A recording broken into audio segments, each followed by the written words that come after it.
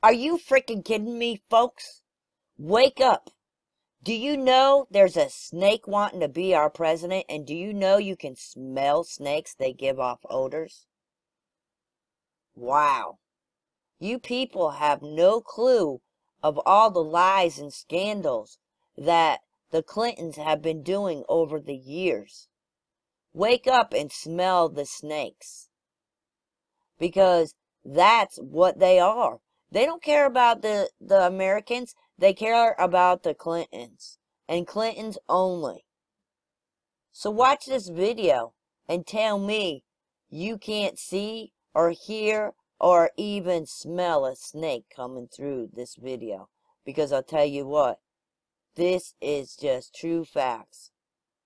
We all need to wake up. We all need to speak out. Don't hold it back anymore, folks. Because you can smell a snake. And that's what's happening. The scandals, the lies, and the repeating of criminal actions that should be taken against the Clintons is just being brushed under the rug again. So, if that's not smelling a snake, I don't know what is. So watch the video. Please comment below or like the video. Thanks, folks. Have a blessed day. After the inauguration in 1993, the Clintons fired the White House Travel Office employees, allowing their wealthy Hollywood friends to take over the lucrative travel business. This led to investigations by the FBI, DOJ, GAO, Oversight Committee, and the Whitewater Independent Council. The Clintons claimed the firings were due to financial misdeeds, but the employees were cleared on all counts. Hillary Clinton allegedly played a central role in the firings, yet in her sworn testimony, she claimed she was not involved. The independent counsel found this to be factually inaccurate and that she made factually false statements. The Clintons were forced to remove their friends and reinstate the previous employees. Vince Foster, the longtime friend and companion of Hillary Clinton, was significantly involved in several Clinton scandals. Due to the strange circumstances surrounding his death in 1993, an investigation ensued. Before the police arrived, Clinton staffers illegally removed boxes of documents on Whitewater and presumably Travelgate and other sensitive issues. President Clinton put his wife in charge of the most expensive program in the country. There was a national outrage that the unelected, unqualified First Lady was going to design America's healthcare system. In a 1993 interview, Hillary Clinton admitted, "I am not an expert on healthcare. I'm not somebody who has studied it." Hillary Clinton kept the Presidential Task Force on National Healthcare Reform shrouded in such secrecy that a federal judge threatened to hold the administration in contempt. 2 years later, the healthcare plan was a 1,342-page nightmare, including gatekeepers, health alliances, purchasing cooperatives, new and higher taxes, and restrictions on choosing doctors. Physicians, hospitals, large and small businesses, insurance companies, Democrats, Republicans, and the general public rejected the program, and it failed disastrously. The General Accounting Office put a price tag of $32 million on Hillary Clinton's health care fiasco. For dishonesty, Hillary Clinton and others were fined $450,000. Court costs to taxpayers were $725,000. In 1996, with Hillary Care fresh in their minds, Americans voted both the Senate and the House into Republican hands for the first time in over 4 decades. In 1994, President Clinton's Attorney General Janet Reno initiated an investigation focusing on fraud accusations against the Clintons regarding their real estate venture, Whitewater Development Corporation, co-owned with their friends Jim and Susan McDougal. Hillary Clinton was the central figure, and the probe revealed pervasive conflicts of interest between the Rose Law Firm, where Hillary Clinton was partner, and its client, Madison Guarantee, owned by Clinton business partner Jim McDougal. Hillary Clinton claimed billing records subpoenaed and critical to the investigation were lost. It is presumed they were stolen from Vince Foster's office the night he died. 19 months later, following the Clintons' acquittal, many of the missing records reappeared in the Clintons' residence.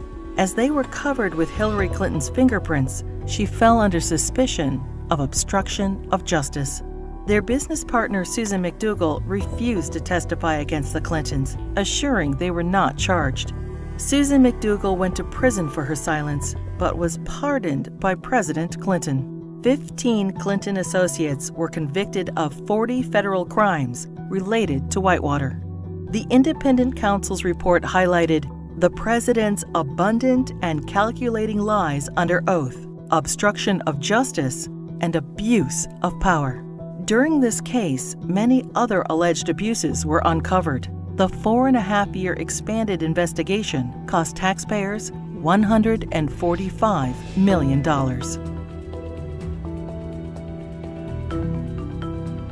Hillary Clinton's trades in cattle futures raised suspicions of improprieties as her very first trade of $5,000 quickly turned into over $490,000. She refused to release her tax returns for the years in question. Hillary Clinton insisted that she made all the investment decisions herself. The investigation proved her trades were actually placed by her friend James Blair through the brokerage firm Refco. James Blair was outside counsel for Tyson Foods, the largest employer in Arkansas, which is state regulated. The perception was Mrs. Clinton received preferential treatment and incredible financial returns as a way to garner favor with her husband, then governor of Arkansas. Refco was investigated and paid the largest fines in the history of the exchange.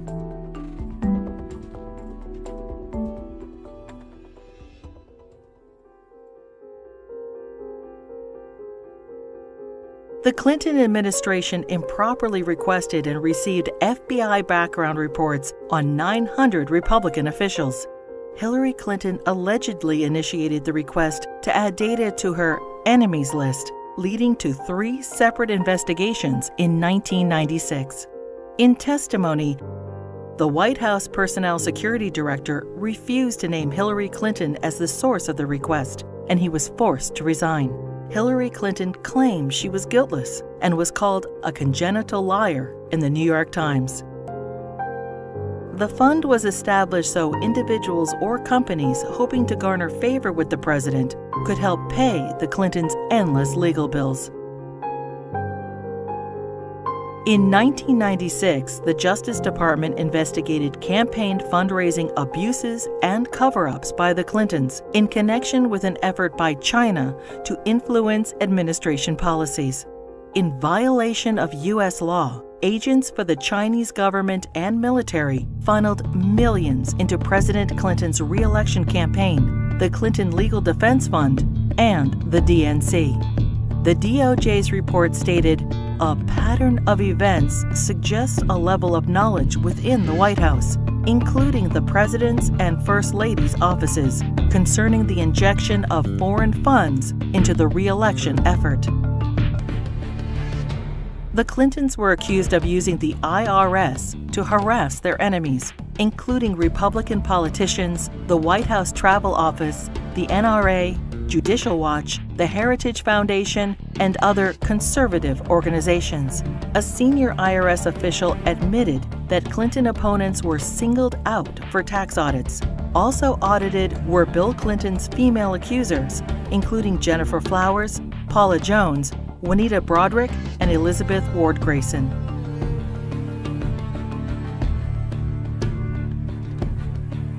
As he was leaving office in January 2001, President Clinton pardoned 450 people for crimes ranging from cocaine trafficking to kidnapping and terrorism. Several pardons personally benefited Hillary Clinton and were investigated for direct ties to her New York Senate bid. Mark Rich, a billionaire fugitive, owed the government over $160 million and was charged with tax evasion, wire fraud, racketeering, and trading with Iran. Rich's ex-wife, Denise Rich, a close friend of the Clintons, donated over $600,000 to the Clinton Presidential Library just prior to the pardon. Mrs. Rich also gave $14,000 to the Clinton Legal Defense Fund and $135,000 to Hillary Clinton's Senate campaign. The new Square Four were elders of a Republican voting Hasidic community convicted of defrauding the government of millions of dollars. Candidate Clinton met with their grand rabbi. Hillary Clinton received their votes, and the new Square Four received their pardons. Hillary Clinton claimed, "I did not play any role whatsoever in the pardons." Hillary Clinton's brother, lawyer Hugh Rodham, charged high fees to use his family influence to obtain presidential pardons. Carlos Vignali, a Los Angeles drug lord, paid Rodham over $500,000, and his sentence for cocaine trafficking was commuted. Almond Braswell, a scam artist, paid Rodham over $250,000 and was pardoned for defrauding senior citizens of millions of dollars. Fighting for Puerto Rican independence, the Whalen exploded 138 bombs in New York City, Chicago, and Puerto Rico. During a 10-year reign of terror, 13 innocent people were killed and over 80 were maimed. New York City Councilman Jose Rivera met with Hillary Clinton proposing pardons for Whalen members in return for Puerto Rican support in her Senate race. 2 days later, President Clinton pardoned 16 Whalen terrorists. These pardons were condemned by Democrats and Republicans, the House and Senate, the FBI, the U.S. Attorney, the Federal Bureau of Prisons, and the Fraternal Order of Police. Another probe into Clinton wrongdoing ensued. When Congress requested additional information, President Clinton claimed executive privilege, preventing anyone involved with the pardons from testifying.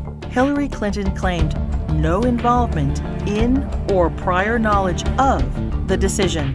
Former Democratic President Jimmy Carter called these shameless pardons disgraceful. The largest political fundraiser in U.S. history became the largest election fraud in history. In the year 2000, the fundraiser for Hillary Clinton's New York Senate race was attended by 1,300 people, including the Hollywood elite and the Democratic leadership.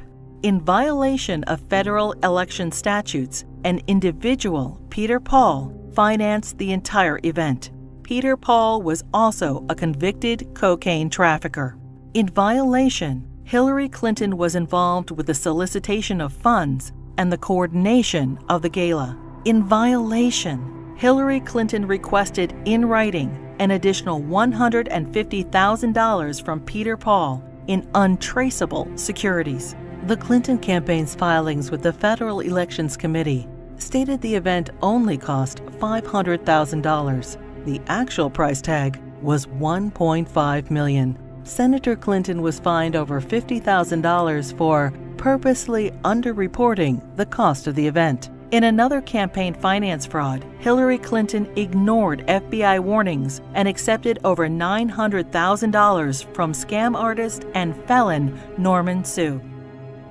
Hillary Clinton's Senate tenure was undistinguished. In 7 years, she introduced only 3 minor bills which became law, including the naming of a post office. She helped secure millions in federal assistance for a New York developer. Ethics questions arose when the businessman donated over $120,000 to the Clinton Foundation. Senator Clinton did not support English as the official language of the United States government, and she enthusiastically voted for the Iraq War resolution.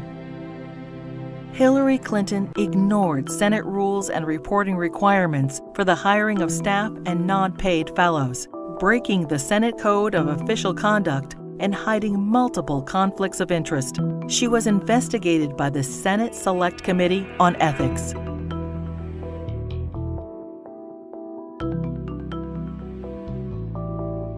Hillary Clinton's long history of campaign finance abuses continued.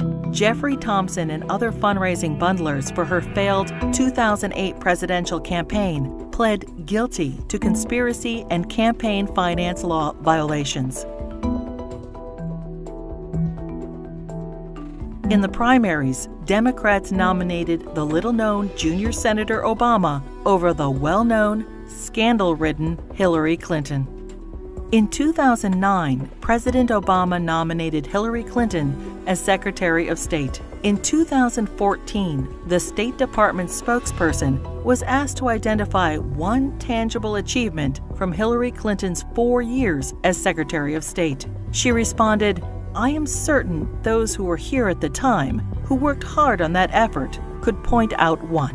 Secretary Clinton's tenure had no signature doctrine or diplomatic breakthrough. It was, however, 4 more years of scandals. The Clinton State Department wasted $80 million on a U.S. consulate in northern Afghanistan, which will never be completed. Under Clinton's name, the Foreign Service gathered details on foreign diplomats, our allies and officials of the UN, including internet usernames, email addresses, credit card numbers, fingerprints, frequent flyer account numbers, and work schedules.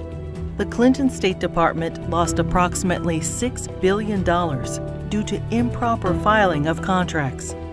The FBI, CIA, and the DOJ requested that Boko Haram be designated as a terrorist group so the agencies could pursue them. Secretary Clinton declined, and the group continued its reign of terror, including the kidnapping of 300 schoolgirls in Nigeria. A special investigator for the State Department claims probes into illegal acts by the Diplomatic Security Service and ambassadors were influenced, manipulated, or simply called off under Hillary Clinton. These include sexual assaults by State Department security officials in Beirut, endemic engagement of prostitutes by Hillary Clinton's security detail, drug use by State Department contractors in Baghdad, solicitation of child male prostitutes by U.S. Ambassador to Belgium. Secretary Clinton's spokesperson claimed Hillary Clinton had no knowledge of any of the scandals in her State Department. "We learned of it from the media and don't know anything beyond what's been reported."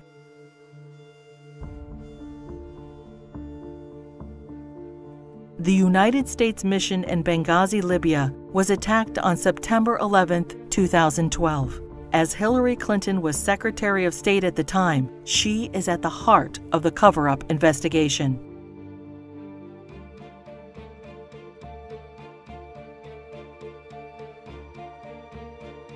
When she finally testified to Congress 4 months after the attack, she famously stated, "The fact is we had 4 dead Americans. Was it because of a protest? Or was it because guys out for a walk one night who decided they'd go kill some Americans? What difference at this point does it make?" Hillary Clinton testified that she submitted all documents requested by Congress.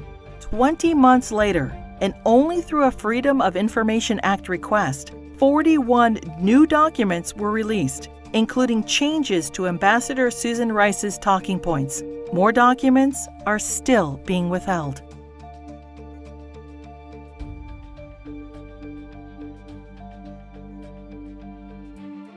The Presidential Records Act allows restricted access to documents for 12 years after leaving office. Now, 14 years later, the Clintons are still withholding thousands of records from the public. Over 300 Freedom of Information Act requests have been ignored, suggesting more damaging revelations about the Clintons. It is difficult to separate the Clintons' personal and political financial ventures from those of the Clinton Foundation. The New York Times expose on the Clinton Foundation details moral and fiscal chaos, shameless fundraising, and calls it mired in conflicts of interest. Run by old Clinton friends, it has been grossly mismanaged and, despite enormous donations, ran multi-million-dollar deficits. Already rife with conflicts of interest, the foundation's offices are now shared by the Hillary Clinton presidential campaign. Americans can give $2,300 to presidential candidates, but there are no limits on donations to foundations. Hillary Clinton cannot legally accept campaign donations from foreigners, but no restrictions apply to foundations. Secretary of State Clinton traveled to Moscow and pressed the Russian government to purchase planes from Boeing. 2 months later, contract in hand, Boeing donated $900,000 to the Clinton Foundation. The foundation's support from foreign interests hoping to influence U.S. policy is of grave concern. Foreign donations to the foundation increased by 70% when Hillary Clinton ran for president in 2008.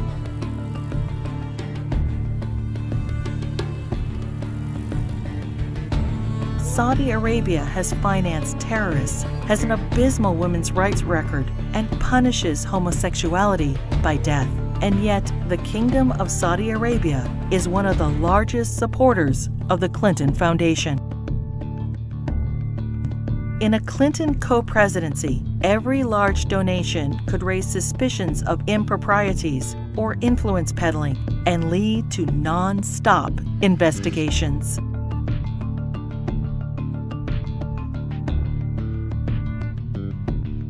Many qualified and deserving politicians, Democrat and Republican, women and men, are waiting to lead this country.